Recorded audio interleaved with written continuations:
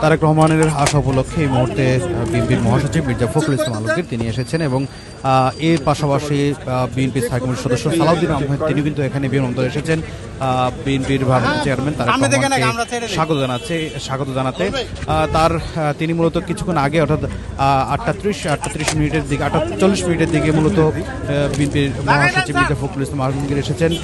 তিনি বিমানবন্দরের ভিতরে প্রবেশ করছেন, তার গাড়ি নিয়ে আমরা দেখছি সেই গাড়ি নিয়ে তিনি ভিতরে প্রবেশ করেন এবং এরপরেই মূলত সালাউদ্দিন আহমেদ তিনি কিন্তু প্রবেশ করেছেন। সালাউদ্দিন আহমেদ তিনি গণমাধ্যমের সঙ্গে কিন্তু কথা বলেছেন। বিএনপি মহাসচিব মির্জা ফখরুল ইসলাম আলমগীর তিনি গণমাধ্যমের সঙ্গে কথা বলার সুযোগ হয়নি, তিনি কথা না বলেই ভিতরে মূলত চলে যান।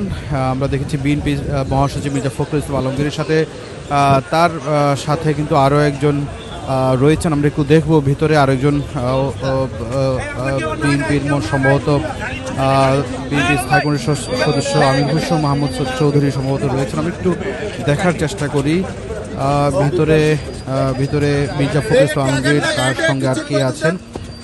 বিএনপি মহাসচিব মির্জা ফখরুল ইসলাম আলমগীর কথা বলছেন। তিনি আমরা তাই এলো ইনোভার, যেন আপনি লাইফে থাকেন রেডি প্রতিদিন।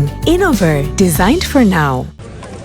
আমরা দেখছি বিএনপি মহাসচিব সঙ্গে রয়েছেন আমির খসরু মাহমুদ চৌধুরী এবং তার গাড়িটি এই মুহূর্তে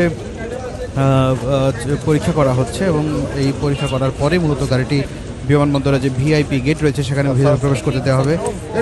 আমরা আবারও দেখছি যে সালাউদ্দিন বিএনপি মহাসচিব মির্জা ফখরুল ইসলাম আলমগীরের সঙ্গে আমির খসরু মাহমুদ চৌধুরী কিন্তু রয়েছেন।